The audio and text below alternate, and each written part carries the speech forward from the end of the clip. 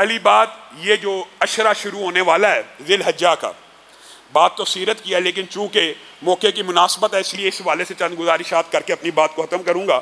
ये अशरा ज़िल हज्जा जो शुरू होने वाला है, पहली बात आपने ये नोट करनी है कि 28-29 तक आपने अपने नाखून और बालों को काट लेना है। इसका क्या अजर सवाब है?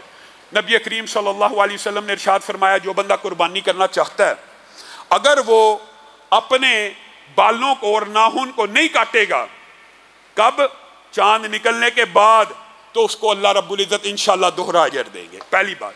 और जो कुर्बानी नहीं करना चाहता, जो कुर्बानी जिसके पास नहीं है, सकत नहीं है, ताकत नहीं है, वो भी अगर चांद निकलने से पहले पहले बाल और नाखून तराश ले तो कुर्बानी के दिन जाके काटेगा तो इंशाअल्लाह वो भी अजर व सवाब में शरीक हो जाएगा। पहली बात ये समझ। दूसरी बात जो बहुत अहम है, जिससे हम गाफिल हैं, और मैं हैरान होता हूँ, ये इस्लामी मुआशरा है कि हमें पता ही नहीं कौन से अय्याम आ रहे हैं। वल फज्र वलयालिन अश्र वश्शफ़्इ वल वत्र, अल्लाह कह रहा है फजर की कसम, तुलुए फजर की। और मुफस्सिरीन ने लिखा यह हो सकता पहले यकम हिज्जा के चांद की कसम है कि योम नहर के चांद की कसम है।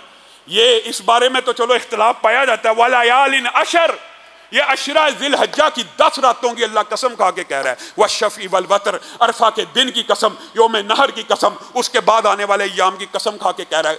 जब अल्लाह किसी चीज़ की कसम खाएं, उस चीज़ की कदर मंज़लत का आपको खुद ही अंदाज़ा होना चाहिए। और इसकी तशरीह में जो हदीस मुफस्सिरीन लेके आए हैं वो क्या है? सही हदीस है। अय्याम बहुत से हैं, अय्याम बहुत से हैं। आपको पता है जुम्मा मुकद्दस अय्याम में से, रमज़ान मुकद्दस अय्याम में से है।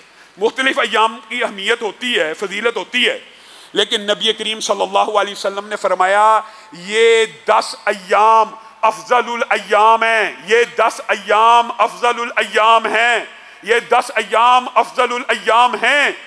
इनमें कहा गया सुबहान अल्लाह, सिर्फ सुबहान अल्लाह, बात समझ के जाना है, सिर्फ सुबहान अल्लाह, अल्हम्दुलिल्लाह, अल्लाहु अकबर, वला हौला वला कुव्वता इल्ला बिल्लाह। कोई भी जिक्र, सिर्फ ये कह दिया किसी बंदे ने, 10 दिन शुरू हुए, बंदा अपने घर में बैठे और कह रहा है सुबहान अल्लाह सुबहान अल्लाह।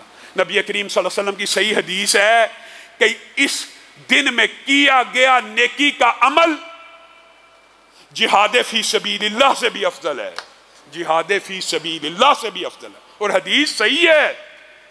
मैं और आप रमजान की रातों की अजमत को तो जानते हैं, रमजान के रोज़ों की अजमत को तो जानते हैं, लेकिन इन 10 अय्याम से गाफिल हैं।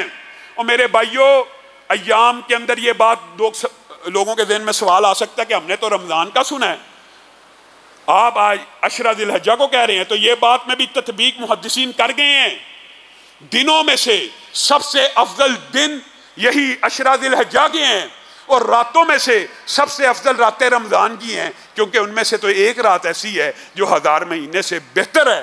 गोया रमज़ान के दिनों से भी अफजल अगर कोई अय्याम है तो ये 10 अय्याम हैं। इनमें कहा गया सिर्फ सुबहान अल्लाह, अल्लाहु अकबर जिहाद फी सबीलिल्लाह से बेहतर है। तो सहाबा हैरान हो गए और आके पूछने लगे, ए अल्लाह के रसूल, जिहाद फी सबीलिल्लाह से भी बेहतर? आप तो जिहाद की इतनी फजीलतें बरकतें बयान करते हैं, उससे अफजल कैसे हो सकता है? कहा सिर्फ एक शख्स, सिर्फ एक शख्स इन दिनों में किए गए नेकी के आमाल से आगे निकल सकता है। अल्लाह के रसूल वो कौन? जो अपना माल, अपनी जान लेके जिहाद फी सबीलिल्लाह पे जाए, जब वापस लौटे तो जान भी लुटा चुका हो, वापस आए तो माल भी लुटा चुका हो। यानी सिर्फ वो शख्स इन 10 की दिनों में किए गए नेकी के अमाल से ज्यादा फजीलत हासिल कर सकता है। तो मेरे भाइयों, ये 10 दिन आ रहे हैं, इनके अंदर आपने जिक्र भी करना है, इनके अंदर आपने रोजे भी रखने हैं, इनके अंदर आपने तहज्जुद भी पढ़नी है। ये सारे के सारे अमाल जिस तरह रमजान में अपनी ट्रेनिंग और तरबियत करते हैं वैसे करनी है।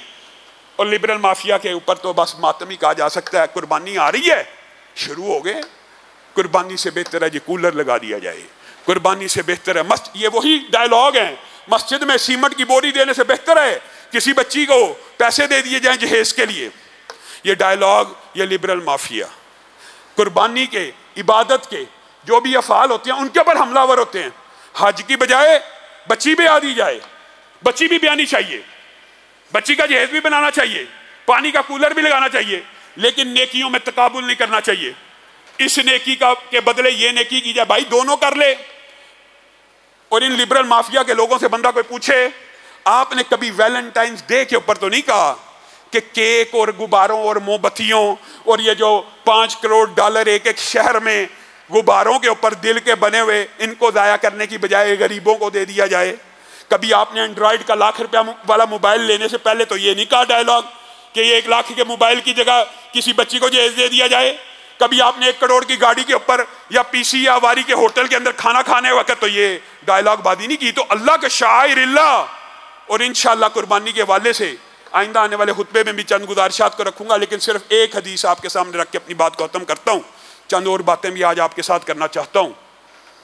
वो ये है, नबी करीम सल्लल्लाहु अलैहि वसल्लम ने फरमाया, जो शख्स कुर्बानी की सकत रखता हो, और ये भी बात समझ लीजिए, कुर्बानी के लिए साहिब निसाब होना जरूरी नहीं, ज़कात वाला, जो बंदा कुर्बानी की सकत रखता हो, क्या मतलब अशरा जिल हज्जा करीब है, जेब में 20,000 रुपया मौजूद है, बस ये सकत रखता हो और वो कुर्बानी न खरीदे और अल्लाह की बारगाह में कुर्बानी न करे, फिर उसको कोई हक नहीं वो मुसलमानों की ईदगाह के भी करीब आए।